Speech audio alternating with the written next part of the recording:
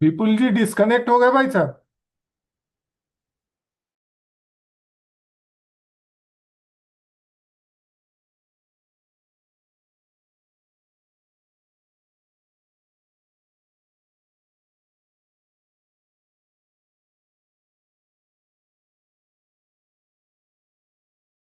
रुकिए, मैं कॉल कर रहा हूँ।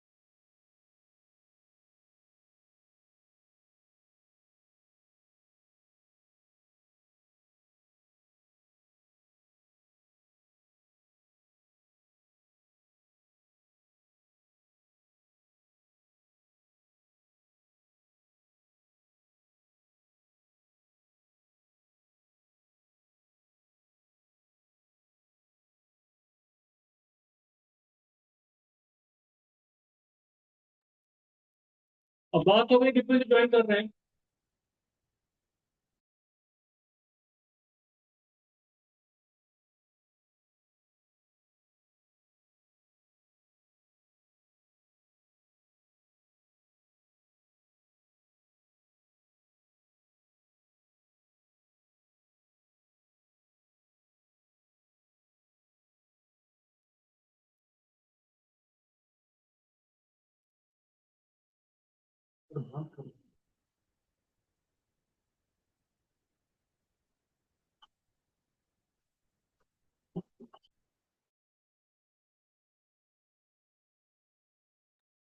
विपुल जी भाई साहब रिकॉर्डिंग ऑन है, आप शुरू कर सकते हैं। आज काफी विलंब हो गया।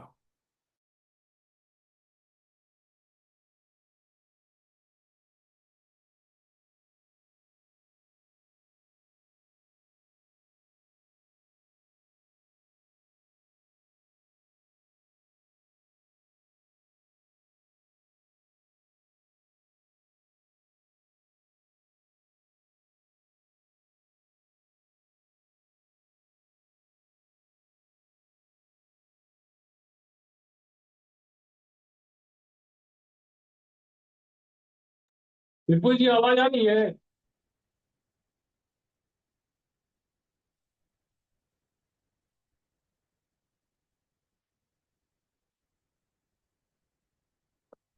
हाँ भैया, आवाज आ रहा।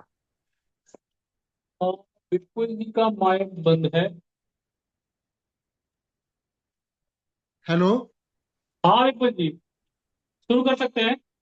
हाँ हाँ, तो मैं शुरू कर ही रहा हूँ। जो पहला जो है वह है मनुष्य के बारे में। कहता है कि मनुष्य एक स्वतंत्र इकाई है और जिसे प्राकृतिक रूप से जीने का मौलिक अधिकार प्राप्त है। देखिए, जब मनुष्य जन्म लेता है तो उसे कुछ अधिकार मिलते हैं जो जो मौलिक या प्राकृतिक होते हैं। उस अधिकार को उससे कोई भी नहीं छीन सकता या ले सकता। इसमें मौलिक अधिकार का मतलब है उसके जीने की स्वतंत्रता।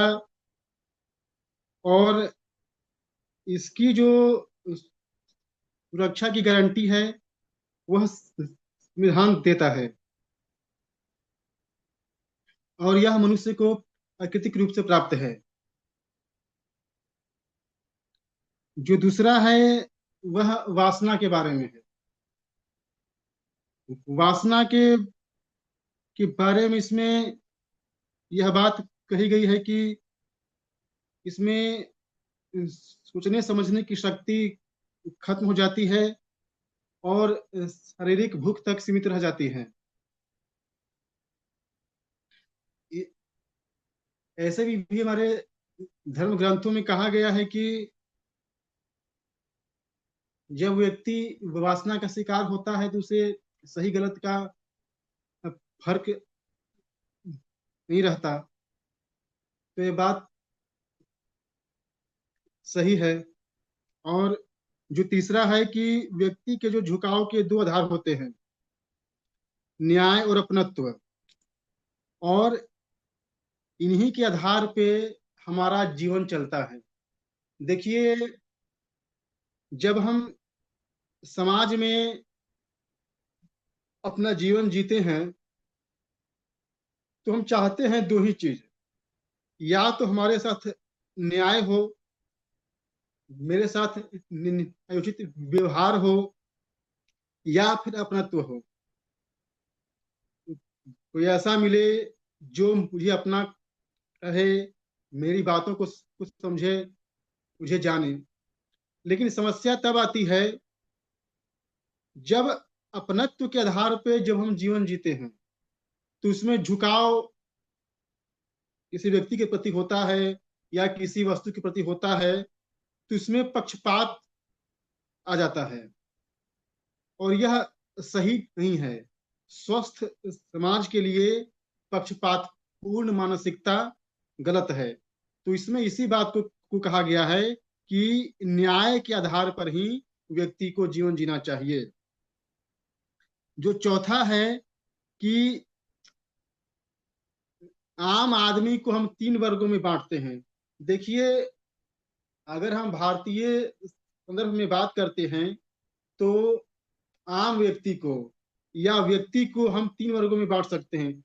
पहला है निम्न वर्ग, दूसरा है मध्यम वर्ग, और तीसरा है उच्च वर्ग। निम्न वर्ग से तात्पर्य है जो कि अत्यंत गरीब है, जिसके पास रहन सहन के लिए पर्याप्त साधन नहीं है। एक इसमें एक और वर्ग आता है निम्न मध्यम वर्ग। निम्न, इसके अलावा एक और वर्ग आता है मध्यम वर्ग। तो निम्न मध्यम वर्ग उसे कहते हैं जो मध्यम वर्ग से आर्थिक रूप से कुछ पीछे रहता है। मध्यम वर्ग उस व्यक्ति को कहते हैं, हमारे यहाँ माना गया है कि मध्यम वर्ग उस व्यक्ति को हम कह सकते हैं जो गवर्नमेंट जॉब में है, या जिसके पास एक निश्चित आय होती है, हम उसको उस दायरे में रखते हैं। उच्च वर्ग का तात्पर्य है जो बहुत ही अमीर है, जिसके पास संसाधन की कमी नहीं है। अब देखिए, जो महंगाई है उसमें महंगाई का विशेष प्रभाव नहीं पड़ता। जो निम्न वर्ग है उस पर महंगाई का विशेष प्रभाव नहीं पड़ता, या महंगाई तो क्या, जो बाकी आर्थिक दशाएं होती हैं उनका उस पर प्रभाव नहीं पड़ता। लेकिन जो उच्च वर्ग है, मध्य वर्ग है, या निम्न मध्यम वर्ग है, उसका प्रभाव पड़ता है। तो मेरा मानना है कि यह जो विश्लेषण है वह सही है। अब अब आते हैं कि व्यक्ति तीन प्रकार के होते हैं, सामाजिक, असामाजिक और समाज विरोधी। सामाजिक व्यक्ति वह है जो समाज के अनुसार चलता है। असामाजिक व्यक्ति वो है जो समाज से अलग रहता है, और और जो समाज 24 रही है विरोधी है 2024 तक आपको मिलेगा वो। वह समाज के विरुद्ध में कार्य करता है। उदाहरण के लिए, अगर कहीं पे दुर्घटना हुई, अगर एक व्यक्ति जाकर वहां पे उसकी सहायता कर रहा है तो वह सामाजिक है। अगर कोई व्यक्ति वहां पे खड़ा रहकर तमाशबीन बना हुआ है तो वह सामाजिक है। और जो व्यक्ति घायल व्यक्ति का पर्स चुरा ले या उससे कोई चीज ले ले तो वो समाज विरोधी है। अब आगे बढ़ते हैं। भारत में तीन प्रकार के लोग हैं: श्रम प्रधान, बुद्धि प्रधान और धन प्रधान। देखिए, श्रम प्रधान का मतलब है जो व्यक्ति श्रम पे विश्वास करता है, जिसके पास श्रम की ताकत है। जो बुद्धि प्रधान होते हैं, जो हमारे यहाँ शिक्षित वर्ग हैं, उन्हें हम बुद्धि प्रधान कह सकते हैं।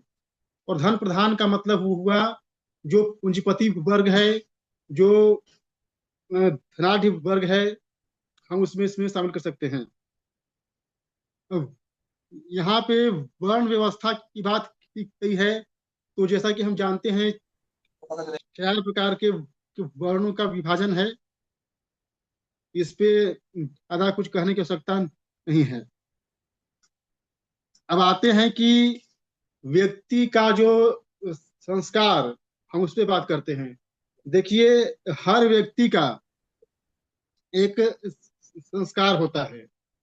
वह संस्कार यह होता है कि वह तो चाहता है कि हम स्वतंत्र रहें, लेकिन वह दूसरों को स्वतंत्रता देना नहीं चाहता है।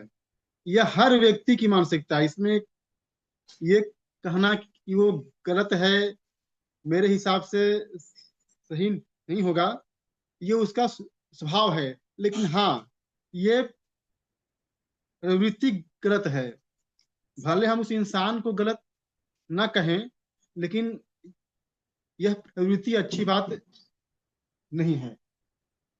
अब इसमें आगे बढ़ते हैं कि व्यक्ति 3 प्रकार के होते हैं: धर्म प्रधान, सामान्य और धर्म विरोधी।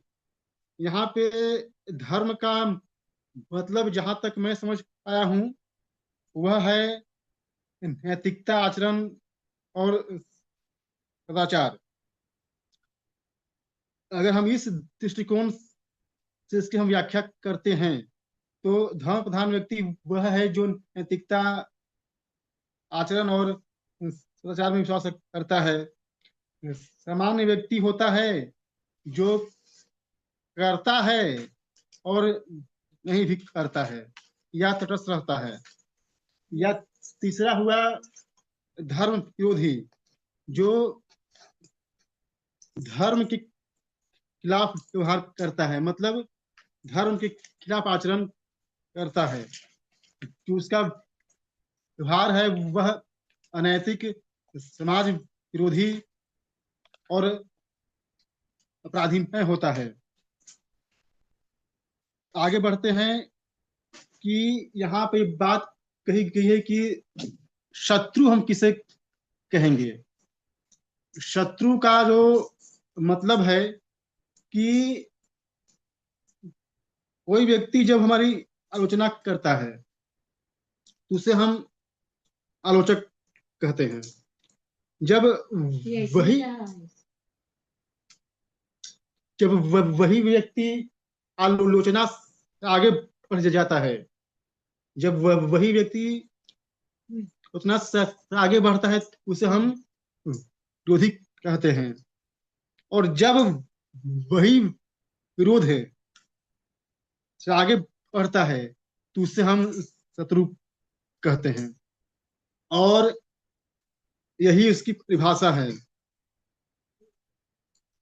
इसमें एक बात कहने लायक है कि जो आलोचक है उसके साथ हम हमेशा ही व्यवहार करें, जो विरोधी है उसके साथ हमेशा ही व्यवहार करें, और जो शत्रु है उसके साथ भी हम ऐसा ही व्यवहार करें। तो अगला कोटेशन है, वह कहता है कि व्यक्ति के बारे में है कि व्यक्ति कोई दोषी नहीं होता। अगर हम व्यक्ति को विशेष अधिकार दे देंगे, तो वह उसका दुरुपयोग करेगा या सदुपयोग करेगा। यह डिपेंड करता है उसके चरित्र पे। इसीलिए किसी भी व्यक्ति को विशेष अधिकार देना नहीं चाहिए, और जो समान अधिकार है उस पर हमें कायम रहना चाहिए। जब व्यक्ति चरित्रवान होगा, वह अपने विशेष अधिकारों का सदुपयोग करेगा। जब व्यक्ति बेईमान चरित्रहीन होगा, तो उसका दुरुपयोग करेगा। जो अंतिम कोटेशन है कि किसी भी व्यक्ति के व्यक्तिगत मामले में किसी को टिप्पणी करना नहीं चाहिए, क्योंकि यह गलत बात है। जब हम किसी के व्यक्तिगत मामलों में टिप्पणी करते हैं, तो यह उसकी स्वतंत्रता का हनन है, जो उसके मौलिक अधिकारों का भी हनन है। तो ये थी आज की व्याख्या, जो विषय है। उम्मीद करता हूं कि मैंने अपनी ओर से इस विषय को रखा। आप लोगों ने सुना, आप सबका धन्यवाद। धन्यवाद विपुल जी। बाकी के साथी बताएं।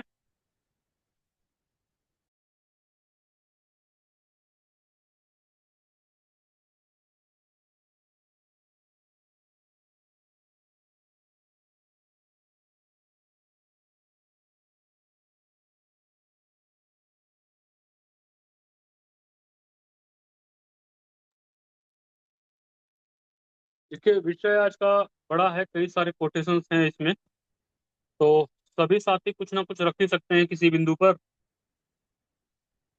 मैं इसमें से एक बिंदु पर मैं रख देता हूँ।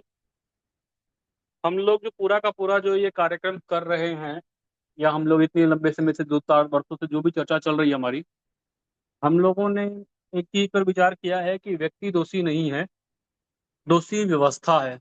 और हम लोग जो कार्यक्रम कर रहे हैं, इतने लंबे समय से चर्चा चल रही है, वो व्यवस्था परिवर्तन की ही चल रही है। हम लोग व्यक्ति के व्यक्तिगत चरित्र निर्माण का कार्य नहीं कर रहे हैं। लेकिन जब मैं व्यवस्था को देखता हूँ, तो व्यवस्था में ऐसी कौन सी चीज है जो सब कुछ अव्यवस्थित कर देती है, तो उसका जो मूल कारण देखता हूं मैं, वो शक्ति को देखता हूं। जैसे ही किसी को अतिरिक्त शक्ति प्राप्त होती है, तो शक्ति का ही दुरुपयोग होता है। शक्ति के बिना संसार में किसी भी प्रकार का शोषण नहीं हो सकता, और शक्ति के बिना न्याय भी नहीं हो सकता है। अपराधियों को दंड देने के लिए भी शक्ति चाहिए। तो जब मैं शक्ति को देखता हूं, तो शक्ति का सदुपयोग और दुरुपयोग दोनों होता है। लेकिन अगर यही शक्ति ठीक लोगों के हाथ में चली जाए, तब तो उसका सदुपयोग होगा, और खराब लोगों के हाथ में चलेगी तो शक्ति का दुरुपयोग होगा। तो फिर क्यों ना ऐसा कोई व्यवस्था की जाए जहां इस शक्ति के दुरुपयोग को रोका जा सके। और तब मुझे समझ में आता है कि एक सिस्टम ऐसा डेवलप किया जाता है जहां शक्ति के साथ साथ सबके अधिकारों की एक सीमा रेखा भी तय कर दी जाती है। अर्थात सेना शक्तिशाली तो है, लेकिन शक्तिशाली होने के बाद भी उसकी एक अधिकार रेखा खिंची हुई है कि उससे बाहर सेना जो है अपने अधिकारों का अतिक्रमण नहीं कर सकती। आखिर हम जितने भी शोषण देखते हैं, उन सब का आधार क्या है? तो शक्ति ही है। शक्ति आर्थिक हो सकती है, अर्थात धन के बल पर शोषण हो सकता है। शक्ति शारीरिक हो सकती है, और वह बौद्धिक शक्ति हो सकती है, अर्थात कोई बुद्धिमान है, बुद्धिजीवी है, तो वो भी शोषण कर सकता है श्रमजीवियों का। लेकिन कुल मिला जुला करके सबके मूल में जो दिखाई देता है, वो है शक्ति। अर्थात जहां शक्ति का असंतुलन होगा, शक्ति का असंतुलन ही शोषण का कारण बनता है, वही जो है अव्यवस्था का कारण बनता है, खींचतान का कारण बनता है। इसका अर्थ यह है कि पूरी व्यवस्था में देखें तो हमें व्यवस्था का निर्माण करते समय शक्ति संतुलन को ध्यान में रखना पड़ेगा। जब जब ये शक्ति में असंतुलन पैदा होगा, तब तब जो है अव्यवस्था फैलेगी, और उस अव्यवस्था का जो दोष है, हम व्यक्ति को नहीं दे सकते, बल्कि व्यवस्था को ही दिया जाएगा, क्योंकि व्यवस्था के कारण ही शक्ति अनियंत्रित हुई है। तो मुझे लगता है कि हम लोग जो पूरा का पूरा कार्यक्रम कर रहे हैं, या हमारी जो चर्चाएं हैं, वो चरित्र निर्माण से ना होकर व्यवस्था निर्माण पर ही है। और व्यवस्था जब सही होगी, तो उसमें चरित्र भी ठीक हो जाएगा, उसमें शक्ति का संतुलन भी बन जाएगा, उसमें जो है सबकी अधिकारों की सीमा रेखाएं भी अपने आप चली तो खिंच जाएंगी। तो जब जब अधिकारों की सीमा रेखा होंगी, तो फिर जो है वो इसका जो दुरुपयोग है, या व्यक्ति का जो चरित्र है, वह भी ऊंचा हो जाएगा। इस परिस्थिति में हम व्यक्ति को दोष न दे करके व्यवस्था को ही दोष देते हैं। अब हमारी व्यवस्था क्या है वर्तमान में? तो वर्तमान में हमारी जो व्यवस्था का जो लिखित दस्तावेज है, वो संवैधानिक व्यवस्था है और संवैधानिक व्यवस्था ही सभी प्रकार की व्यवस्थाओं में हस्तक्षेप कर रही है। उसका मूल कारण क्या है? तो संवैधानिक जो व्यवस्था है वो आवश्यकता से अधिक शक्तिशाली हो गई है। अर्थात यहाँ पर भी देखें तो शक्ति ही एकमात्र ऐसी चीज दिखाई देती है जिसके बल पर जो है समाज में और बाकी सारे इकाइयां एक दूसरे में हस्तक्षेप कर रही हैं। इसका संतुलन जो बनेगा वही संतुलन लोक स्वराज्य कहलाएगा। और उसके आधार पर जब हम देखते हैं तो हमारी जो इसमें जो बाकी के जो कोटेशन दिए गए हैं, व्यक्ति तीन प्रकार के होते हैं, या हमारी जो वर्ण व्यवस्था है, या फिर हम बुद्धिजीवी और श्रमजीवी के बीच में संतुलन कैसे बनाए, वो सब कुछ जो है केवल व्यवस्था को सुधार देने से बाकी की जितनी व्यवस्था समस्याएं हैं उनमें सुधार हो सकता है। तो मैं अपनी बात यहीं समाप्त करूंगा, बाकी के साथ ही अपनी बात रख सकते हैं।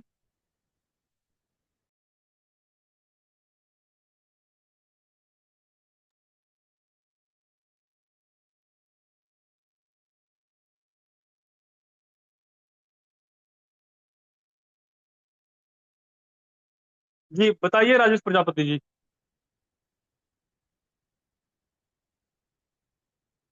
सभी को प्रणाम। मैं जी पह, पहले बिंदु पर और अंतिम बिंदु पर अपना बात रख रहा हूँ भैया। जैसे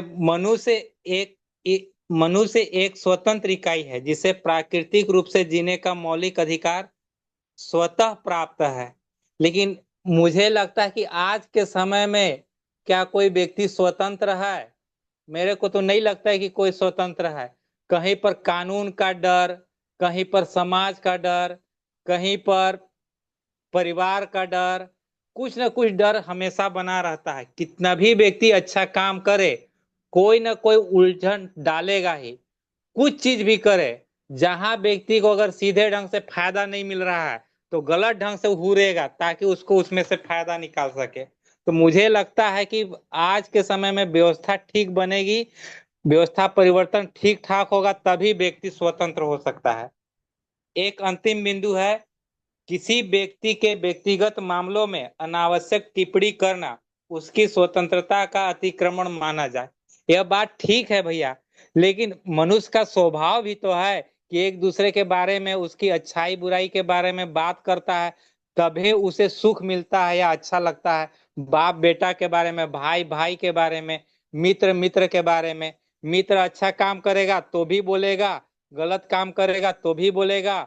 उससे नहीं बोलेगा तो उसकी माँ से बोलेगा, दूसरे मित्र से बोलेगा, उसके भाई से बोलेगा, देखो आज तुम्हारा मेरा दोस्त ना चोरी किया है, मेरा दोस्त ना तुम्हारे साथ ऐसे उसके साथ ऐसा किया है। ये तो मनुष्य का नेचर है भैया, इस नेचर को कैसे बदला जा सकता है? बस इतना ही कह के मैं अपनी बातों को विराम देता हूँ भैया, धन्यवाद। जी धन्यवाद। बाकी के साथी बताएं।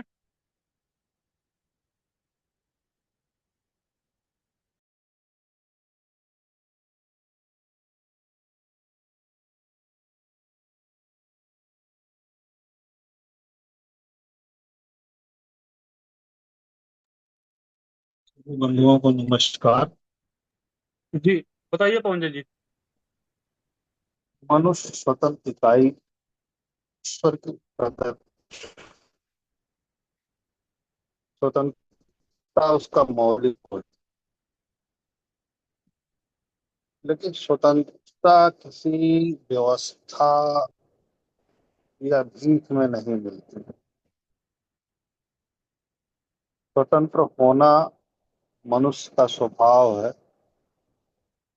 लेकिन यह स्वभाव निर्मित है उसकी अपनी हिम्मत से और स्वतंत्र को जन्म देती। वो झंझटों से मुक्ति पाता। स्वतंत्रता सुख देती। गुलामी ऐसी अवधारणा है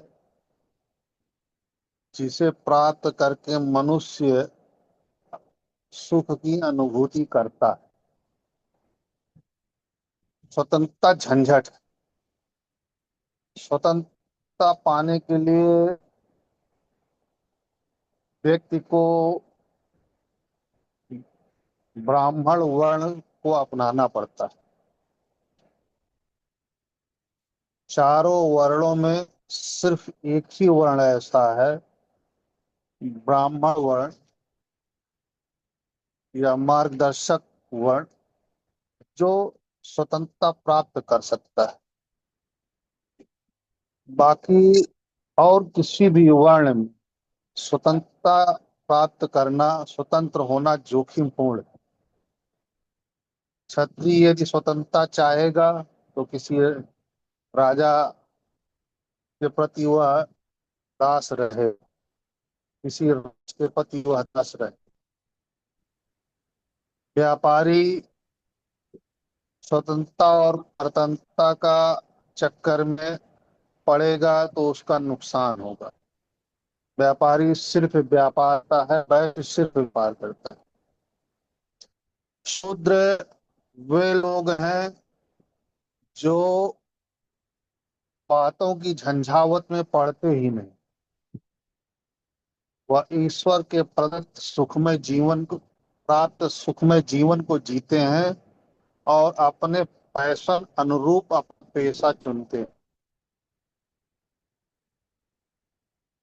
ब्राह्मण वह वर्ण है जिसे न धन की चिंता है, न वस्ता है की चिंता है, न राजा की चिंता है।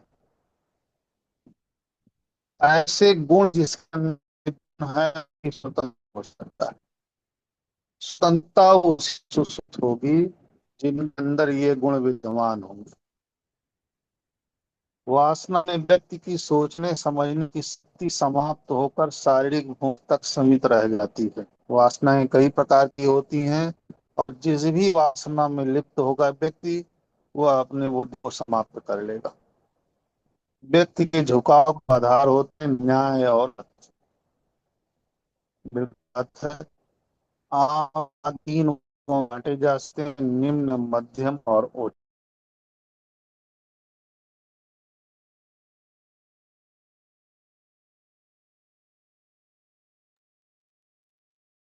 पवनजय जी डिस्कनेक्ट हो गए शायद, पवनजय जी की आवाज नहीं आ रही है।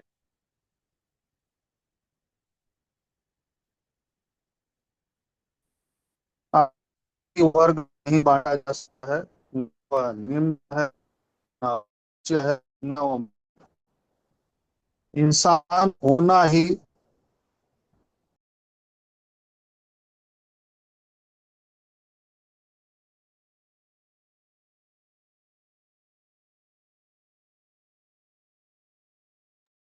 पवनजय जी आपकी आवाज कट जा रही है, नेटवर्क का इशू है।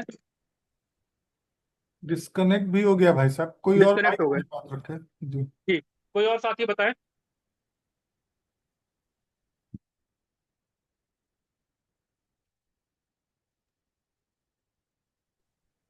हेलो। हाँ मोहन बाबू जी बताइए। आदरणीय बताइए।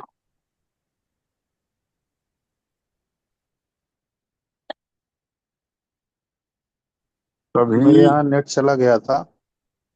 अच्छा अच्छा, पूरा कर लीजिए सर अब अपना। मेरी आवाज जा रही है? जी जी। तो मेरी अगर आवाज आ रही तो मैं पूरा करूं। जी बताइए, आवाज आ रही है मैं आपकी। बता रहा था कि इंसान को किसी वर्ग में नहीं बांटा जा सकता। इंसान होना ही ईश्वर का परम प्रसाद है जो उच्च होता ही, चाहे वह क्षत्रिय हो, चाहे वह वैश्य हो, चाहे वह शूद्र हो। चारों प्रकार के वर्ण उच्च ही हैं, उसमें कोई निम्न नहीं। व्यक्ति तीन प्रकार होते हैं, असामाजिक और समाज विरोधी। हाँ, व्यक्तियों का ये कैटेगरी हो सकती है। भारत में तीन प्रकार के लोग होते हैं, सम प्रधान, बुद्धि प्रधान और धन प्रधान कह सकते हैं। वर्ण व्यवस्था के आधार पर समाज में चार प्रकार के व्यक्ति होते ही हैं। प्रत्येक व्यक्ति का यह स्वाभाविक संस्कार होता है कि वह ऊपर वालों से अधिक क्षमता का प्रयास करता है और अपन से नीचे वालों को कम से कम देना चाहता है। हाँ, जो गुलाम है वो स्वतंत्रता नहीं दे सकता है और स्वतंत्र व्यक्ति का किसी के स्वतंत्र होने पे कोई दिक्कत नहीं। गुलामों से स्वतंत्रता की अपेक्षा नहीं की जा सकती। भारत में जब शूद्र प्रजाति के लोग राजा हुए जब शूद्रों की व्यवस्था लागू हुई, शूद्रों को राजा बनाया गया, वह इतिहास में पहली बार हुआ जब अंग्रेज आए। उन्होंने अपने नौकरों को भारत का राजा बनाया, और वे जो है किसी भी हाल में किसी भी भारतीय को स्वतंत्र देखना ही नहीं चाहते, क्योंकि मनुष्य का स्वभाव है गुलाम गुलाम ही चाहता है। व्यक्ति तीन प्रकार के होते हैं: धर्म प्रधान, सामान्य और धर्म विरोधी। जब कोई व्यक्ति आलोचना और आलोचना से बढ़कर विरोध और विरोध की सीमाओं को भी लांघ कर आगे बढ़ जाता है, तब शत्रु की श्रेणी में रखा जाता है। बिल्कुल सही बात है। व्यक्ति दोषी नहीं है, बल्कि जब किसी व्यक्ति की अतिरिक्त शक्ति मिलती है, तब उसका सदुपयोग अथवा दुरुपयोग अवसर प्राप्त होते हैं। देखिए, जिसको शक्ति होती है वह उसका सदुपयोग और दुरुपयोग करने में तभी सक्षम है जब उसके सामने कोई शक्ति विहीन हो। नहीं तो कितनी भी शक्ति संपन्न देश क्यों ना हो, परमाणु शक्ति से संपन्न हो, लेकिन किसी परमाणु शक्ति से संपन्न देश से वो दादागिरी नहीं कर सकता, क्योंकि मरना किसी भी हालत में किसी को स्वीकार नहीं है। 10 मिनट पहले मरें या 10 मिनट बाद, ऐसी ऐसी स्थितियां युद्ध को समाप्त कर देती है। यदि इस विश्व के सभी देश परमाणु संपन्न देश हो जाएं, तो कोई भी देश किसी भी देश पे युद्ध नहीं करेगा, क्योंकि किसी भी कंडीशन में कोई मरना नहीं चाहता। किसी व्यक्ति के व्यक्तिगत मामलों में अनावश्यक टिप्पणी करना उसकी स्वतंत्रता का अतिक्रमण माना जाएगा। जिनके पास दिमाग नहीं है,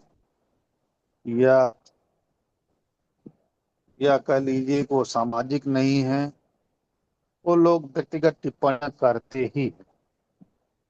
लेकिन जो समझदार हैं, जिन्होंने शराफत की जगह पर समझदारी को अपनाया है, वो व्यक्तिगत टिप्पणियों का कोई जवाब नहीं देते हैं और उसमें उलझना नहीं चाहते। जब भी आप किसी से बात करें और वह आपके प्रति व्यक्तिगत हो जाए और तर्क तर्क और विषय को भूल जाए, तो आपको उसी समय यह समझ लेना चाहिए कि वह व्यक्ति बात करने योग्य नहीं, और उससे वाणी को विराम देते हुए उससे वार्ता को खत्म कर देना चाहिए। ऐसे तमाम लोग होते हैं जो हर कंडीशन में, चाहे जिस विषय पे तर्क कीजिए उनसे, वो हर कंडीशन में व्यक्तिगत होने लगते। उनसे उचित दूरी बहुत जरूरी है। धन्यवाद। जी, मोहन जी बताइए। जी, सभी सारे अपने विद्वत साथियों का अभिवादन है। आज का जो विषय रखा गया है वो पर्सनल व्यक्ति पर जो है आज की चर्चा, हम लोग उसके इर्द गिर्द और चारों तरफ घुमा रहे हैं व्यक्ति के विषय में। तो जब हम देखते हैं कि इस संसार में व्यक्ति जब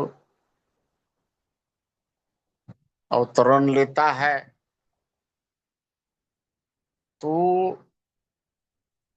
उसको इसीलिए कहते हैं कि उसकी असीम स्वतंत्रता होना चाहिए, वह स्वतंत्र होना चाहिए, या उसकी प्राकृतिक जो है वो अधिकार है। क्योंकि व्यक्ति जो है एक शरीर लेकर के और इस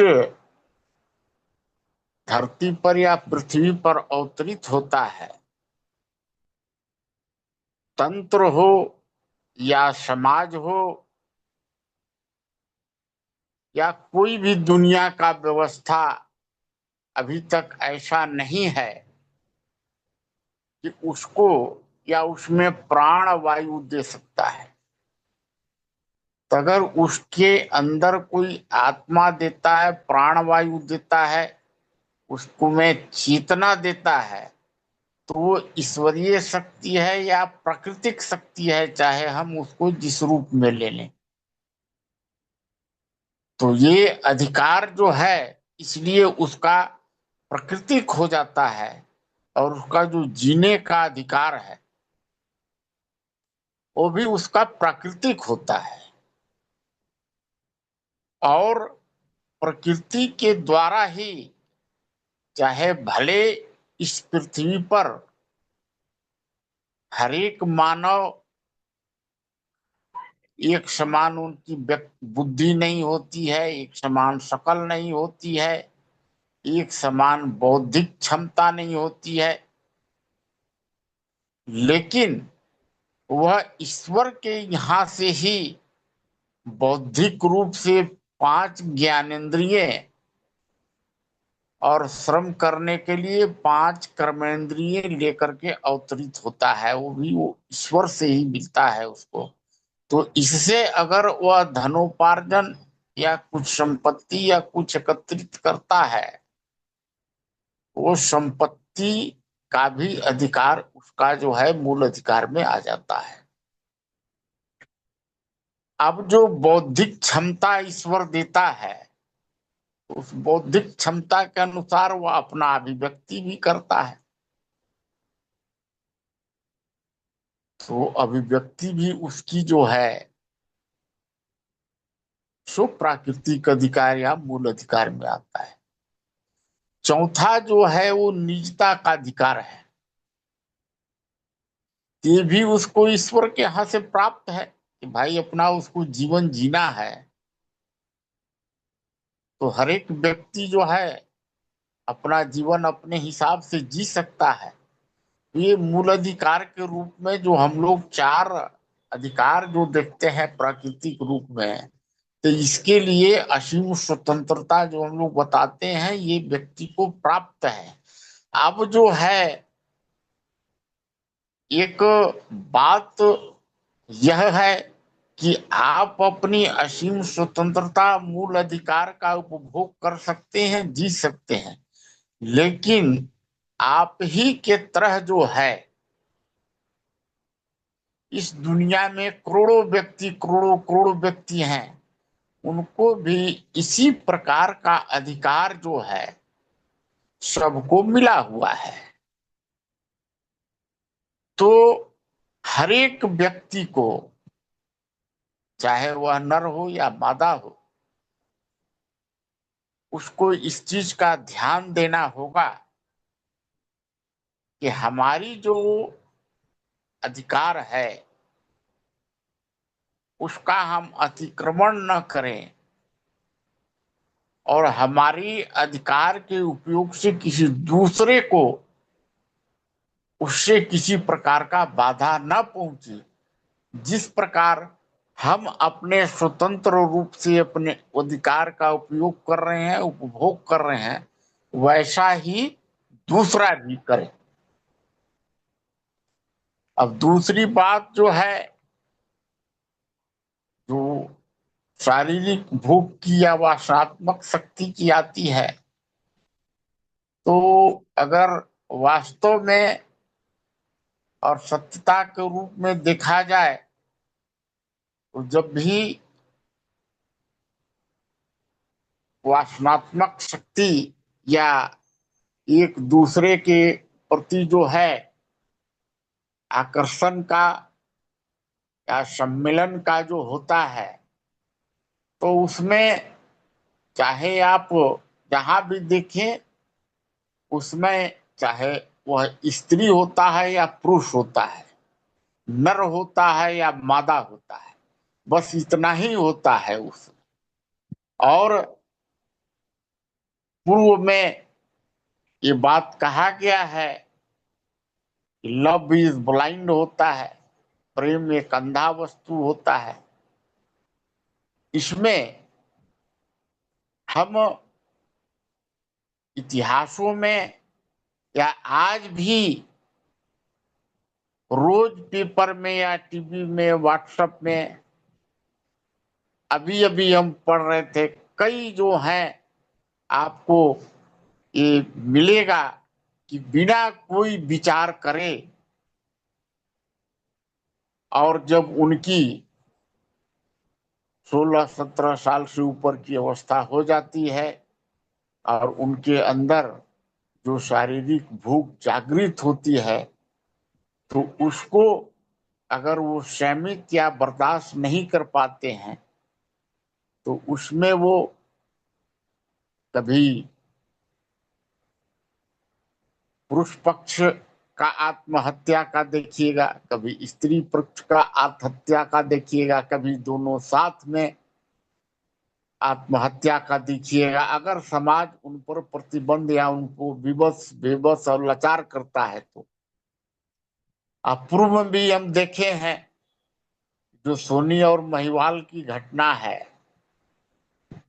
कि नदी के उस पार सोनी, इस पार महिवाल था और उससे मिलने के लिए जो है वो कच्चा घड़ा जो है लेकर के दौड़ जाता है। उसको नहीं पता है कि हाँ ये घड़ा से हम तैर के उस पार हो जाएंगे, ये पका हुआ घड़ा है। वो कच्चा घड़ा को ही पका हुआ समझकर दौड़ जाता है और घड़ा गल जाता है। ये भी अपना प्राणांत करता है, उधर से प्राणांत हो जाता है दौड़ करके। हीर रांझा, श्री फरहाद, कई जो है लैला मजनू, ये सब जो है दास्तान जो है हम लोग फिल्म में भी देखे हैं। तो ये जो वासनात्मक अंधत्व है, इसको अगर कहीं से उसको सरस्वती जो है का अगर सहारा मिलता है तभी वो इस पर कंट्रोल कर सकता है, नहीं तो अन्यथा जो है इस पर कंट्रोल करना जो है बहुत ही मुश्किल का बात है। और कहीं न कहीं घटनाएं तो हर एक गांव और शहर में हमको देखने को ये मिल ही रहा है कि इसमें जो है तो सारा रिश्तेदार, नातेदार, हर एक लाज लोग छोड़ करके और व्यक्ति जो है सो कहीं न कहीं गलत कर देता है। मोहन जी अब थोड़ा तो शॉर्ट करिएगा। अच्छा चलिए ठीक है। अब जो है सो न्याय और अपनत्व की बात है तो हम देखते हैं कि दो बातें है ही है न्याय करने में। अगर व्यक्ति कहीं भी पंचायती में या कहीं भी जज की कुर्सी पर या कहीं होता है तो जब वो न्याय करता है तो एक तो है कि सत्यता के आधार पर न्याय हो जाता है, और एक जो होता है कि भाई हमारा अपना है, नाते है, रिश्तेदार है, दोस्त है, या इस पर हो जाता है। लेकिन आज की प्रवृत्ति में हम देख रहे हैं कि एक तीसरा पक्ष भी है कि चाहे तो वह धन के लालच में भ्रष्टाचार करके भी न्याय को प्रभावित कर रहा है। दूसरा चीज है कि अपने चरित्र को गिरा करके कहीं पर जो है तो चरित्र को आप किसी भी रूप में देख सकते हैं, उससे भी गिरा करके न्याय को जो है सो प्रभावित कर रहे हैं सब। तो आज तो विषय काफी लंबा चौड़ा है, तो हमने ये 3 विषयों पर अपनी बात को रखा है। बाकी धर्म अधर्म, सामाजिक असामाजिक बहुत से विषय हैं, तो उस पर और आगे हमारे जो हैं सो मतलब किसी विद्वत जन अपनी बात को रखेंगे। मैं अपनी बात को यहीं पर समाप्त करता हूँ। धन्यवाद जी धन्यवाद। मंगला प्रसाद जी कुछ कह रहे थे। नहीं, पहले भाई साहब, हाँ मुन्नी जी आप अपनी बात रख लीजिए, फिर मंगला प्रसाद जी। जी आप देता हूँ जी बाबा। कि मनुष्य जो है वो मनुष्य में 5 प्रकार के विकार होते हैं। काम, क्रोध, लोभ, मोह, मद। इन पांचों में से किसी भी विकार से अगर मनुष्य प्रभावित होता है तो उसकी सोचने समझने की शक्ति उसी मात्रा में कम हो जाती है। यह प्राकृतिक है। उसके शरीर के अंदर कुछ ऐसे तत्व बनने लग जाते हैं जो उसके मस्तिष्क को प्रभावित करते हैं। काम, क्रोध, लोभ, मोह, मद। इन पांचों में से ही आज इस कोटेशन में काम पर चर्चा की गई है। ये बात हम लोग को, लेकिन पांचों विकारों पर यह कोटेशन समान रूप से लागू होता है। ये न्याय और अपनत्व की चर्चा मोहन बाबू ने करीब करीब कर दी है। एक बात और है कि काम, काम को सीधा हम लोग कहते हैं सेक्स। यह प्राकृतिक है। इसका मतलब यह है कि सेक्स के मामले में समाज को भी कोई कानून नहीं बनाना चाहिए।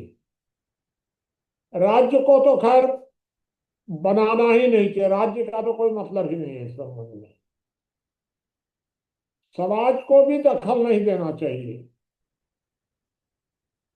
सेक्स को या तो स्वनियंत्रित किया जा सकता है अथवा संस्कार से उसको नियंत्रित किया जा सकता है। अनुशासित, नियंत्रित नहीं। संस्कार से आप अनुशासित कर सकते हैं, लेकिन सेक्स के मामले में किसी भी प्रकार का कोई नियम समाज को कभी नहीं बनाना चाहिए। एक आप कल्पना करिए कि एक कोई माँ है, विधवा है, उसका लड़का अविवाहित है या विधुर हो गया, जो भी हो गया। अगर ये दोनों आपस में सहमति से कोई शारीरिक संबंध बना लेते हैं तो यह अनैतिक तो हो सकता है, लेकिन समाज को ऐसे मामले में आंख बंद कर लेनी चाहिए। कोई दखल, कोई कानून बनाने की आपको जरूरत नहीं है इस संबंध में, क्योंकि वह प्राकृतिक भूख है। अगर आपने उसको रोका बहुत ज्यादा तो दोनों समाज में गड़बड़ पैदा करेंगे। दोनों। वह गड़बड़ी समाज के लिए अधिक घातक होगी। इसलिए पुराने जमाने में देवर भाभी के रिश्ते को यह कहा जाता था कि भाभी जो होती है वो परिस्थिति जन्य मां होती है, पूज्य होती है। भाभी परिस्थिति जन्य वो पत्नी भी होती है। तो इसमें क्या दिक्कत है? काहे को हम बार बार बिना मतलब के भाभी पूज्य होती है, भाभी पूज्य होती है, राम का उदाहरण फलाना ढिकाना, कोई मतलब नहीं है सब उदाहरण देने के। परिस्थिति जन्य निर्णय करने दीजिए लोगों को। ये मेरा अपना सुझाव ये है। तो सेक्स के मामले में समाज को सिर्फ संस्कार के माध्यम से अनुशासित करना चाहिए, कोई हस्तक्षेप नहीं करना चाहिए। और राज्य, राज्य का अर्थ क्या है संविधान में? कोई नहीं बता सकता है। संविधान बनाने वाले भी क्या अर्थ समझे कुछ पता नहीं है। जब राज्य का अर्थ ही क्लियर नहीं है, अभी तक है ही नहीं, आप खोज के निकाल दीजिएगा, बताइएगा कि राज्य का क्या अर्थ है। कहीं पर राज्य कहा गया है प्रदेश को, कहीं पर कहा गया है केंद्र को। एक तो राज्य का कोई अर्थ स्पष्ट नहीं है संविधान के अनुसार, और राज्य के कार्य क्या है, राज्य के कार्य भी क्लियर नहीं है। वास्तव में राज्य का केवल एक कार्य है बस, और वो है अपराध नियंत्रण। यदि कोई व्यक्ति अपराध करता है तो उसको या तो उसको धर्म धर्म उसको संस्कारित करता है। मान लीजिए वो नहीं मानता है धर्म की बात, नहीं मानता है, तब उसको समाज अनुशासित करता है, बहिष्कृत करता है। और जब वह इसके बाद भी अपराध करता है, अपराध बाकी कुछ नहीं, केवल अपराध, तब राज्य की भूमिका आती है दंडित करने की। अब आजकल तो राज्य जो है वो घास भूसा के समान हर मामले में, व्यक्तिगत में, पारिवारिक में, सब में दखल दे रहा है। ये राज्य हमारे साथ बहुत बड़ी समस्या है। एक चौथा विषय है धन। व्यक्ति के कार्य करने में तीन का महत्व है: श्रम, बुद्धि और धन। श्रम का जो महत्व है वो सीमित है, बुद्धि का महत्व थोड़ा व्यापक है श्रम की तुलना में, और धन का महत्व और ज्यादा व्यापक है। प्रश्न उठता है कि धन की आवश्यकता क्यों पड़ गई? आप श्रम करते हैं तो श्रम से जो आपको उपलब्धि प्राप्त होती है, उस उपलब्धि को आप रखेंगे कहाँ? बौद्धिक कार्यों से आपको यदि कुछ प्राप्त हुआ तो उसको आप रखेंगे किस तरह? जैसे बिजली का कोई स्टोर नहीं किया जा सकता, बिजली का उपयोग किया जा सकता है, तो उसी तरह श्रम और बुद्धि, इन दोनों को स्टोर नहीं किया जा सकता। तब एक धन की कल्पना की गई कि आप श्रम और बुद्धि, इन दोनों के माध्यम से आपको जो भी प्राप्त होता है, आप उसको समय समय पर उपयोग करने के लिए धन के रूप में संचित कर सकते हैं। ये धन बुराई कहाँ है? मेरे हिसाब से तो धन का स्टोर करना किसी भी रूप में बुरा नहीं है। तो बेमतलब के लोग धन के बारे में इतना पीछे पड़े रहते हैं। धन को इसीलिए मौलिक अधिकार माना गया, धन को कहीं भी गलत नहीं माना गया है। धन पर आप कोई सीमा भी नहीं बना सकते हैं। समाज कौन होता है मौलिक अधिकार में दखल देने वाला? राज्य तो दे ही नहीं सकता। समाज को भी व्यक्ति की स्वतंत्रता में किसी प्रकार का दखल नहीं देना चाहिए। इसलिए धन का जो महत्व है, वो धन को मौलिक अधिकार मान लिया गया है। ये मैंने आपको एक बात और मैं बताऊं कि यह समाज के द्वारा या राज्य के द्वारा कानून बनाया जाना चाहिए कि किसी भी व्यक्ति के व्यक्तिगत मामलों में उसकी आलोचना करना या उसकी इच्छा के बिना सार्वजनिक कर देना ये क्राइम माना जाएगा। ये वैसे तो कुछ कुछ मान भी रहा है, भी कोर्ट ने भी इसमें काफी कुछ किया है। किसी भी व्यक्ति, कोई आदमी शराब पीता है, आप कौन होते हैं उसकी शराब पीने को उजागर करने वाले? आपका क्या उद्देश्य है? कोई आदमी व्यभिचार करता है मान लीजिए, तो व्यभिचार अगर करता है तो कोई अपराध तो है नहीं। व्यभिचार व्यभिचार तो सेक्स है, सहमति से होता है। बिना मतलब के दाल भात में मूसर चंद आ जाएंगे, वो आदमी व्यभिचारी है, वो आदमी शराबी है, वो आदमी जुआड़ी है। होगा भाई, तुमसे क्या मतलब है इस बात से? तुम उसके परिवार के सदस्य हो या तुम्हारा कोई नजदीकी संबंध है जिसके कारण तुम चिंतित हो? अगर हो तो उसको उजागर करने की क्या जरूरत है?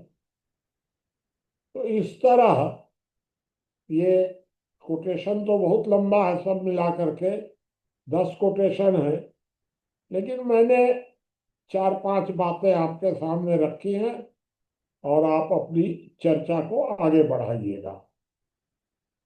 बस मैं इतना कह करके अपनी बात को अभी यही समाप्त कर रहा हूँ। जी, मंगला प्रसाद जी कुछ कह रहे थे। अगर कोई तात्कालिक प्रश्न किसी के दिमाग में आया हो, प्रश्न बोलने के लिए तो सब छूट है ही है, कोई प्रश्न मेरे से अगर करना हो तो अभी कर लीजिएगा। किसी को नमो भी। नमः। हाँ, नमो नमः। प्रश्न बताइए मंगला प्रसाद जी। हाँ। अगर हाँ, आपका कोई मेरे प्रश्न हो तो बताइए। नहीं किसी का कोई प्रश्न नहीं है ना? मेरा प्रश्न है बाबा जी। प्रश्न है आपका? जी बाबा। आप बताइए। मनुष्य प्राकृतिक रूप से असीम स्वतंत्रता के साथ पैदा हुआ है। प्रश्न ये है कि प्रकृति पैदा करती है तो किसी न किसी के साथ में। बच्चा पैदा होता है तो माँ के साथ होता है, माँ की परिसीमाएं जितनी भी लिमिट होती है उसके अंदर रहता है, वो माँ के आधिपत्य में रहता है। तो प्राकृतिक रूप से स्वतंत्र कैसे पैदा होता है? नहीं, इसमें आपको क्या दिक्कत है भाई? बच्चा अगर पैदा हुआ, दो लोगों से पैदा हुआ तो नहीं, परिवार स्वतंत्रता से तो बच्चा जो है वो परिवार का है, परिवार उसके बारे में चिंता करेगा। तो कोई कोई किसी तीसरे को दखल देने की क्या जरूरत है उसमें? समाज काहे को दखल देगा? जी जी बाबा। तो इसलिए हम लोगों ने कहा है हाँ, कि समाज नहीं देगा। माता प्रसाद जी सुनिए, स्वतंत्रता और सहजीवन, जी सहजीवन की अनिवार्यता हो। जी जी बाबा। कोई भी व्यक्ति स्वतंत्र, जी जी हाँ, वही मेरा मतलब था बाबा। लेकिन तीसरा आदमी दखल काहे को देगा? परिवार का सदस्य हो तो। जी जी बाबा, वही मेरा था कि सहभागिता रहती है, और बस कोई प्रश्न? स्वतंत्रता सहभागिता। हाँ। मैं समाप्त करता हाँ, हूँ हमारा अपनी। एक प्रश्न है। आप ठीक, बोलिए। एक एक एक मिनट। समस्या एक ये चीज मैं सबको अवगत करा दूं। नहीं मंगला प्रसाद का प्रश्न क्या है? हाँ, हमारा एक प्रश्न है। हेलो। हाँ, पूछिए हाँ भाई साहब, बताइए। मंगला प्रसाद जी पूछिए। हाँ। जैसे हम प्राचीन काल से और आधुनिक काल तक अभी जो समन्वय देखते हैं, मनुष्य के जो वासनाएं थे उसमें बहुत कुछ परिवर्तन हुआ है। और मैं देखता हूँ कि बहुत सा परिवर्तन है समाज में। तो यदि आदिकाल देखें तो कन्या विवाह, कन्यादान जैसी प्रथाएं नहीं थी। लेकिन अब यह आज के जनमानस में यह आपका अ, प्रश्न है, आप हाँ, प्रश्न कन्यादान आवश्यक हो गया है, नहीं नहीं, आप कन्या का विवाह तो करना। मंगला प्रसाद जी, हाँ, उससे मंगला सब, हाँ, प्रसाद जी, हम आपको प्रश्न पर आ मेरे रहे हैं, हम प्रश्न पर ही आ रहे हैं ना। को रोकिए तो ब्रजेश जी, हाँ, जी आपको कोई प्रश्न कर रहा हूं मेरे से तो कर लीजिए, नहीं तो भाषण आप 2 मिनट के बाद दे ना दीजिएगा अपना। वही प्रश्न पर मैं आ रहा हूँ। जी, तो प्रश्न बताइए अपना। हाँ, तो अनवरत जो है कि अनवरत सभ्यता के विकास से, संस्कार से मानव के जो होनाचार ब्रजेश जी इत्यादि आप खान प्रश्न पान में बताइए। जो परिवर्तन आया है, उसके हिसाब से कहा जो है कि यदि हम अनुशासन रखते हैं यौनाचार इत्यादि पर, तो यदि वो संस्कार सभ्यता का बनाए रखते हैं, तो बहुत सी चीजें वो धीरे धीरे समाप्त होती जाएगी। जैसे आज जो है कि सगोत्रीय विवाह नहीं होता है एक बहुत बड़े वर्ग में, जी, मंगला तो बहुत प्रसाद सी जी, चीजें प्रश्न समाप्त हो है तो चुकी हैं। प्रश्न पूछ सकते हैं अभी ना। तो प्रश्न वही है ना, जैसे आप कहें कि जो है कि शारीरिक भूख की अनिवार्यता यदि उस पर यदि न की जाए, उस पर हस्तक्षेप न किया जाए, तो जी उससे क्या मतलब? कहने मतलब एक जो है संस्कार देते देते सभ्यता का विकास होते होते बहुत से बड़े वर्ग में कन्यादान की एक व्यवस्था हो गई, और जो है कि सगोत्री विवाह बंद हो गया है। ऐसी बहुत सी चीजें कि जहाँ पर एक बहुत बड़ी मर्यादा विकसित हो चुकी है, ऐसा कुछ होना अपने आप में बहुत ही जो है कि अप्राकृतिक हो जाता है। तो ऐसी बहुत सी चीज बात है कि जो आज प्राकृतिक रूप में हर मनुष्य के अंदर उपस्थित हो चुका है। जैसे जी पिता और कन्या और माता पुत्र इत्यादि जो संबंध है, एक अपने आप में एक पवित्र मर्यादा में स्थापित हो चुकी, इसकी बारे में मानसिकता नहीं रह गई। कहने मतलब ऐसे है। ठीक है, और आपका कोई जहाँ प्रश्न नहीं है ना? हाँ, यही प्रश्न है ना, तो ऐसा है कि तो उस पर अंकुश लगाने से इतनी व्यवस्था हुई कि नहीं, समाज में इतना विकास हुआ कि नहीं? ठीक बात, ठीक बात। विजेश जी, मैं यहाँ जी अभी अपने लोग ऐसे हैं जो रेगुलर जुड़ते हैं। मैं जी उनको एक बात बता दूं कि मुनि जी का स्वास्थ्य इस समय थोड़ा सा खराब है, इसलिए वो सिर्फ 20-30 मिनट के लिए ही जुड़ पा रहे हैं। हम लोग प्रयास ये करें कि मुनि जी की बात जैसे हो जाए तो एक एकाध लाइन का कोई प्रश्न ऐसा उनके सामने रखे जिसका उत्तर वो दे, मतलब एकाध लाइन में ही बात आ जाए।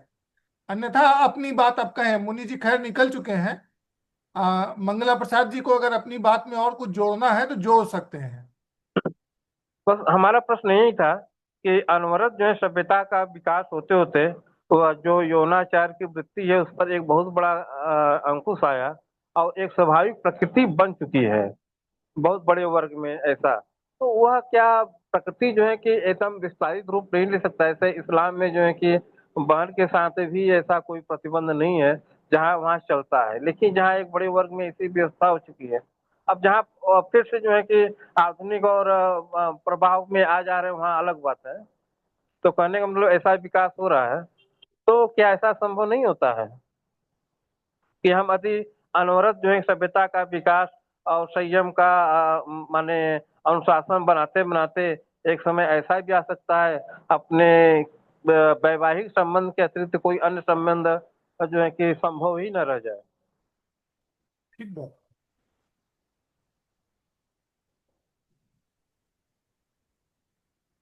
हमारा प्रश्न पूरा हो गया। हाँ, नहीं ठीक है। वैद्यराज जी, आप कुछ कहना चाह रहे हैं, बताएं।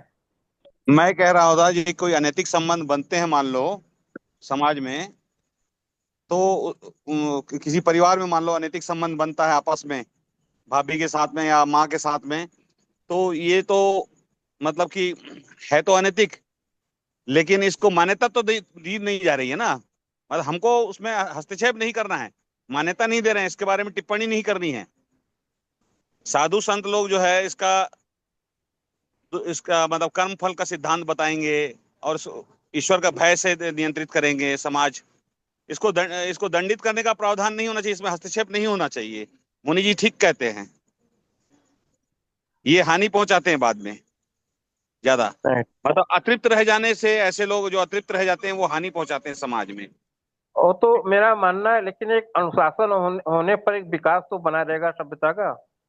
नहीं, अनुशासन वो हाँ, परिवार दंड अपना देने पर अनुशासन, भी एक परिवार के अंदर का अनुशासन मामला है ना बनाया। वो, परिवार के अंदर का मामला है, परिवार नियंत्रित करेगा, उस परिवार से आप दूरी बना सकते हो, समाज के हम्म। बाकी लोग उनसे दूरी बना सकते हैं, हाँ, घृणित तो मान ऐसा सकते हैं, कोई लेकिन उसको, प्रतीकात्मक दंड हो गया ना, वो भी एक हाँ, प्रकार का दंड हो गया, प्रतीकात्मक दंड। लेकिन वो राज्य के द्वारा नहीं। उस परिवार को इंगित, उसको उन व्यक्तियों को इसलिए इंगित करके उनको बदनाम नहीं कर सकते, नहीं करना चाहिए दूसरों को, ऐसा करना गंदा काम है ऐसा बोल सकते हैं, ना। लेकिन उस व्यक्ति का पर्टिकुलर उनका नाम लेकर उनको बदनाम करना समाज में और प्रचारित करना, हम्म। तो एक दुष्कर्म और ज्यादा प्रचारित हो जाएगा, खुल जाएगा, वो दुष्कर्म जो है हाँ हाँ और ज्यादा प्रचारित हो जाएगा। हाँ, तो मैं उसको प्रचार में नहीं आना चाहिए, लेकिन उस पर अनुशासन एक होना चाहिए। मैं आपकी बात समझ रहा हूँ, धन्यवाद। अनुशासन समाज का नहीं, परिवार का अनुशासन होना चाहिए उसमें। जी अनुशासन ठीक है। के लिए आप यह है, आप उनसे दूरी बना दीजिए, स्वयं बहिष्कृत कर दीजिए, स्वयं अनुशासित हो जाएगा वो। हाँ, मैं कुछ थोड़ा अनुशासन भी रहे और वहाँ स्वतंत्रता भी रहे। मैं थोड़ी बहुत अनुशासन या कुछ ऐसा व्यवस्था रहना आवश्यक है, हमारे कहने का मतलब है हम बहुत बड़ी बात नहीं कर रहे हैं, कुछ ऐसा अनुशासन। ठीक है, ओके। जी ठीक है, बाकी के साथी बताएं। भैया जी थोड़ा सा मैं बोलता हूँ। जी बताइए। व्यक्ति जब से पैदा होता है और अपने जीवन से लेके और मृत्यु तक की यात्रा में 4 चीजों के लिए काम करता है व्यक्ति, जिसमें पहली होती है सुरक्षा, दूसरा होता है सुख, तीसरी होती है समृद्धि और चौथे स्थान पर आता है संभोग। 4 चीजों के लिए अनवरत रूप से काम करता है और प्रत्येक इकाई प्रकृति की इन 4 के लिए कार्य करती है, और इसी को हम विकास का क्रम कहते हैं। और इसी के लिए मानव ने सबसे पहले समाज का निर्माण किया। समाज का निर्माण किया तो फिर, क्योंकि जो सुख है वो अकेले में सुख नहीं होता है, सुख संबंध में होता है। संबंध में सुख है तो फिर संबंध आपस में कैसे हो, माने समाज में संबंध कैसे हो, उसके लिए नियम बनाए जिन्हें हम 16 संस्कार कहते हैं। और उन 16 संस्कारों की सीमा के अंदर व्यक्ति अपने जीवन को व्यतीत करता है। यही पूरी हमारी लेकर के यात्रा है।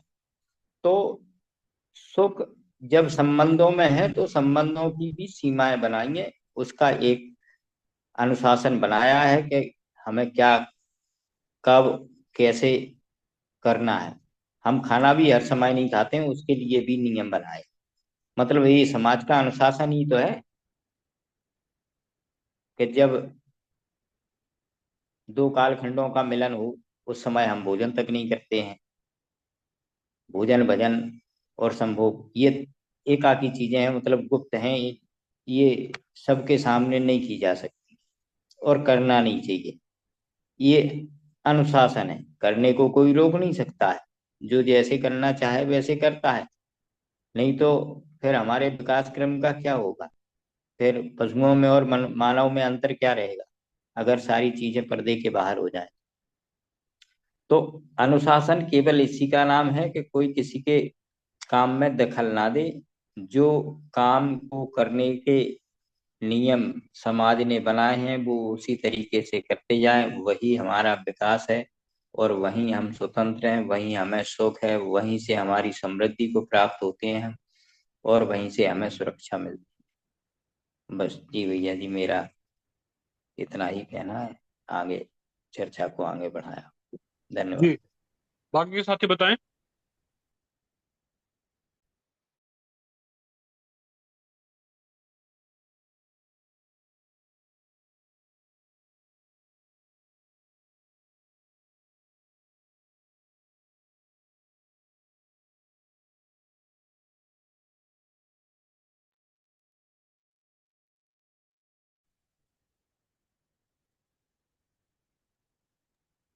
आचार्य जी, बबलू केसरवानी जी, बहादुर सिंह जी, कोई भी साथी शुरू करें। आज के विषय पे भाई साहब मैं एक लाइन कुछ कहना चाह रहा था। बताइए।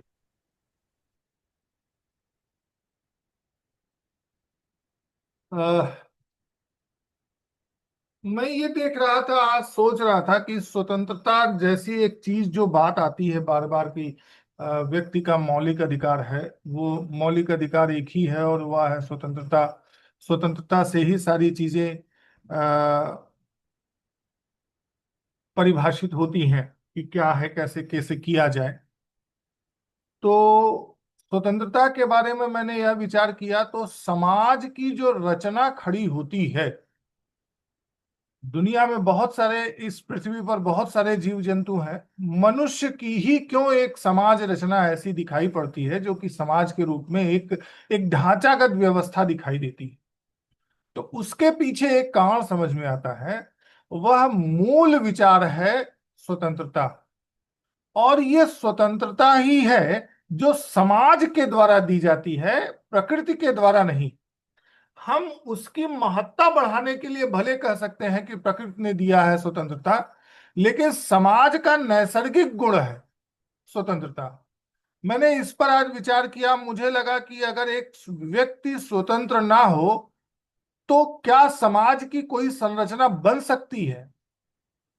तो समझ में आया कि रचना बनेगी भी तो एक ही रचना बनेगी, वो भी एक दैहिक संबंधों के आधार पे या रक्त संबंधों के आधार पे या फिर अपने स्नेह जो वासना में जिनको हम कह रहे हैं उन्हीं संबंधों के आधार पर ही एक रचना बनेगी, जैसे पशु समाज होते हैं। मनुष्य समाज जो खड़ा होता है, कहा जाता है कि पुरुष अपने ज्ञान को आगे बढ़ा करके अपनी संतति को संतति जैसा महसूस कर पाता है, और एक स्त्री अपने जैविक गुणों को ही एक मतलब डीएनए एक्सटेंशन को कह पाती है कि मेरा संतान है। जबकि पुरुष अपने ज्ञान के उत्तराधिकारी को ही कह पाता है कि हमारा उत्तराधिकारी है या हमारा पुत्र है। तो ये चीजें जो मुझे समझ में आई हैं कि थोड़ा सा इस तरफ से भी सोचने की जरूरत है। मुझे लगा कि आप लोगों के बीच में यह भी बात है, और कोई भाई अपनी बात कहे।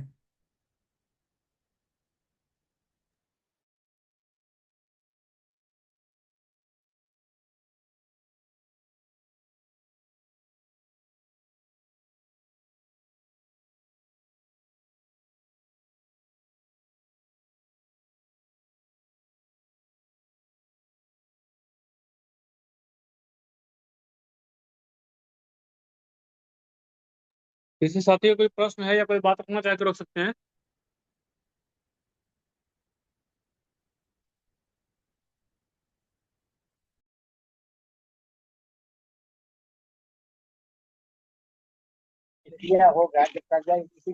हेलो।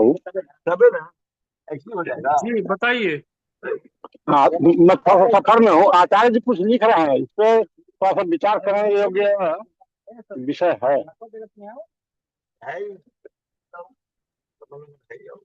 विषय रखे जी तो कोई बात नहीं, आचार्य जी भी अपनी बात रख सकते हैं।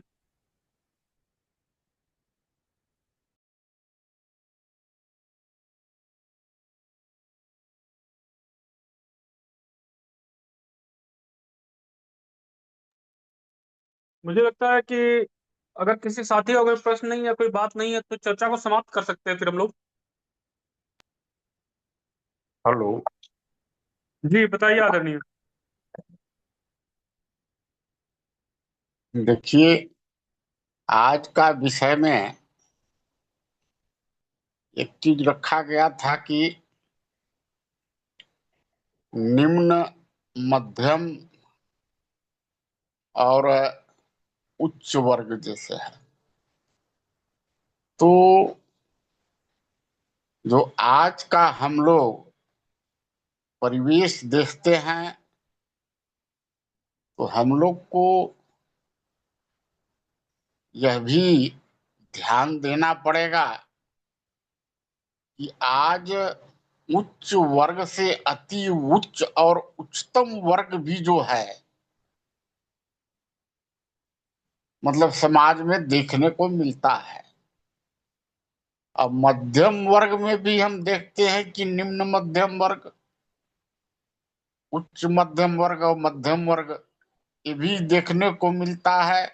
और निम्न वर्ग में भी हमें देखने को मिलता है कि किसी की रोटी कपड़ा और मकान अगर पूरा होता है तो उसको हम निम्न वर्ग में रख सकते हैं। उससे जो हम निम्नतर वर्ग देखते हैं जो कि कई प्रकार की अभाव से ग्रस्त रहते हैं, उससे ऊपर जो होते हैं वो रोटी कपड़ा मकान के अलावे अपना दवा है, दारू है, या कुछ सुविधा की जो है अपना जरूरत को पूरा कर लेते हैं। तो इस प्रकार से आज हम देखते हैं कि निम्न मध्यम और उच्च वर्ग में भी हमें जो है तो इसमें चर्चा से कुछ चिंतन करने की हमें आवश्यकता हो सकती है। दूसरा जो एक बात रखा गया है कि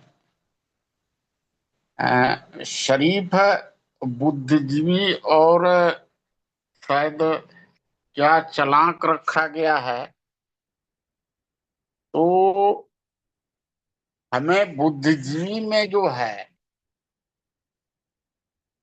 अब बुद्धिजीवी में ही ज्ञानी भी आ जाते हैं, शरीफ में ही समझदार का भी जो है विकास होता है, और जहां पर कि हम चालाक का जो कहते हैं तो उसी में से धूर्त सातिर भी निकल करके आते हैं। शरीफ में ही बहुत ज्यादा मूर्खता करके मूर्ख भी निकल करके आते हैं। तो इन तीनों में भी जो है हमें, हम लोग तो जितना चर्चा में हैं इन सब बातों को समझते हैं, लेकिन चर्चा से अन्यत्र अगर कहीं चर्चा होती है तो इसे विस्तार से समझने की और समझाने की आवश्यकता जो है हम लोगों को ध्यान में आता है, और समझने की आवश्यकता जो है वो हम उस पर चर्चा कर सकते हैं। और जहां तक सामाजिक और समाज विरोधी की बात होती है तो हम लोग तो भाई समाज विरोधी को अलग थलग करते ही है, लेकिन जहां तक समाज विरोधी से जब संघर्ष की बात आती है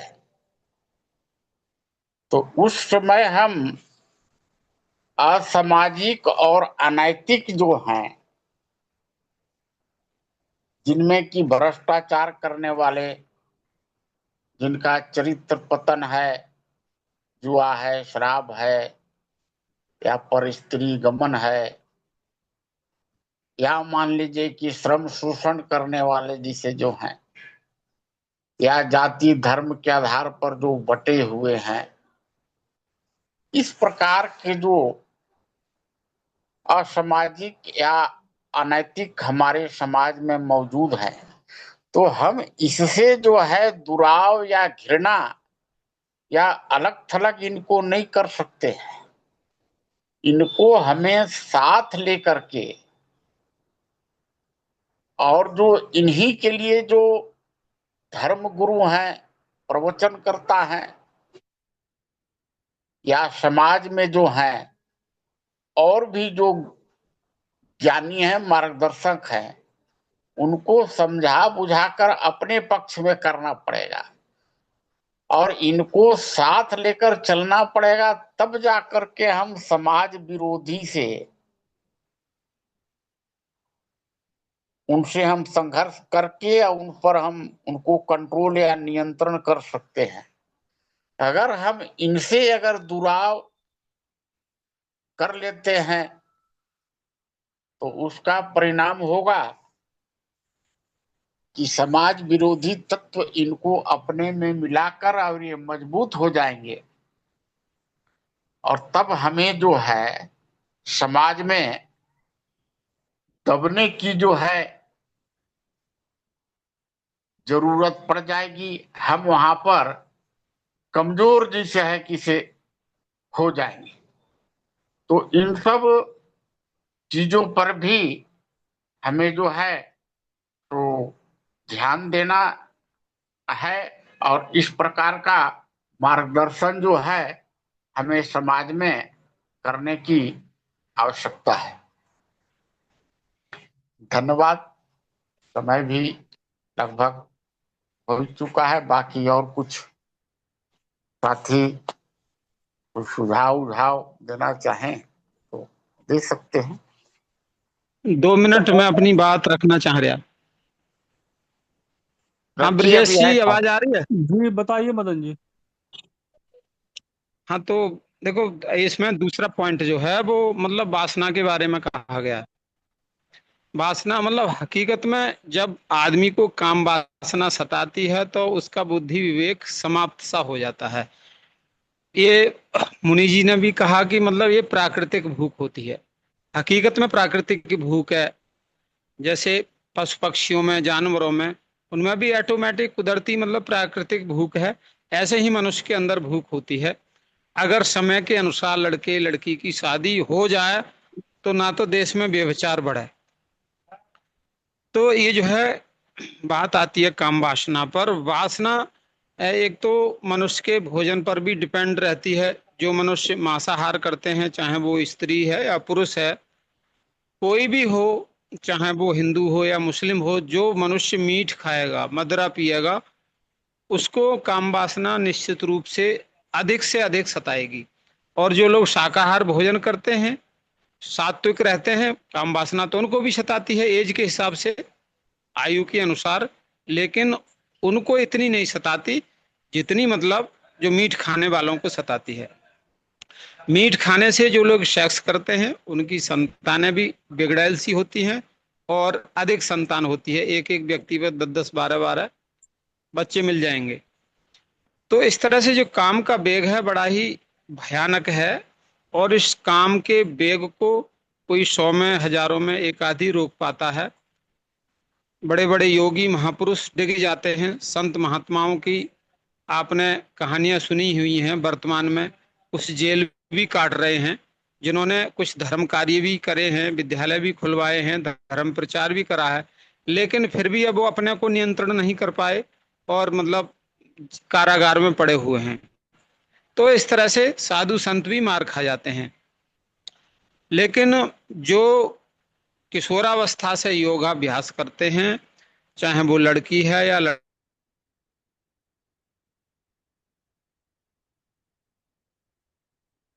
मदन जी आपकी आवाज कट गई।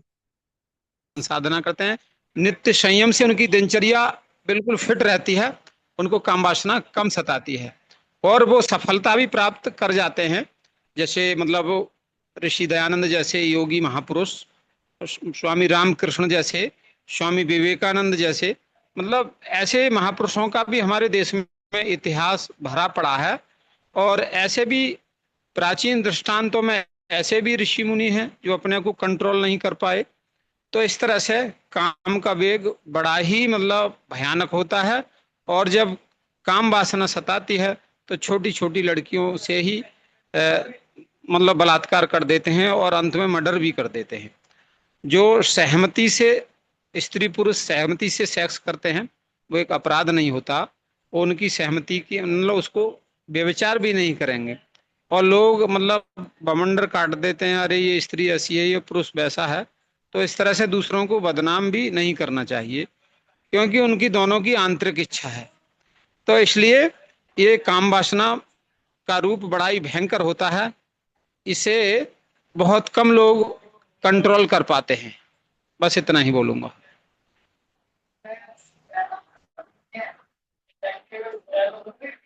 जी धन्यवाद।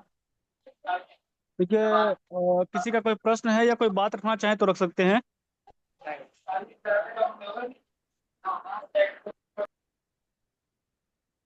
देखिए, मैं इसमें एक दो लाइन और कहना चाहूँगा। हम लोग एक कथा पढ़ते हैं, पौराणिक है कि कामदेव भगवान शिव के सामने आता है, वो तीसरा नेत्र खोलते हैं और वो भस्म हो जाता है। वो पूरी की पूरी जो कथा है एक प्रतीकात्मक ही है। वो तीसरा नेत्र और कुछ नहीं है, वो तीसरा नेत्र ज्ञान है। अर्थात परमात्मा पूर्ण ज्ञान में है। तो संपूर्ण ज्ञान जब व्यक्ति को होता है, ज्ञान बढ़ता जाता है, तो वासना नष्ट होती जाती है। वही कहा जाता है कि जब तीसरा नेत्र खुल जाता है तो उन्होंने अपने तीसरे नेत्र से कामदेव को भस्म कर दिया। अर्थात विषय वासनाओं को अगर नष्ट करना है तो शिव को योगियों में योगी योगी कहा जाता है, महायोगी कहा जाता है। तो कोई अगर ऐसा योगी है तो ही वह विषय वासनाओं को नष्ट कर सकता है। लेकिन कभी भी दावा नहीं करना चाहिए। अगर कोई खुद को योगी कह करके या ये कहे कि मैंने वासना पर विजय प्राप्त कर ली है, तो ये कहना गलत है, प्रचारित करना गलत है। समस्या ये आती है कि हमारे यहाँ लोग अपने आप को प्रचारित करना शुरू कर देते हैं। वही स्थिति हुई जो अरविंद केजरीवाल ने किया कि मैं ईमानदार हूँ। यदि आप ईमानदार हैं तो कहने की आवश्यकता क्या है?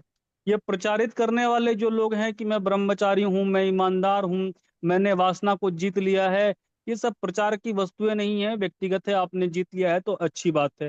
ये प्रचार करने वाले ही सारी समस्या खड़ी करते हैं। और वासना को शिव जैसा योगी ही जीत सकता है, सबके साधारण व्यक्ति के बस की बात नहीं है। इसीलिए इस प्रकार के अनावश्यक प्रचारों से बचना चाहिए।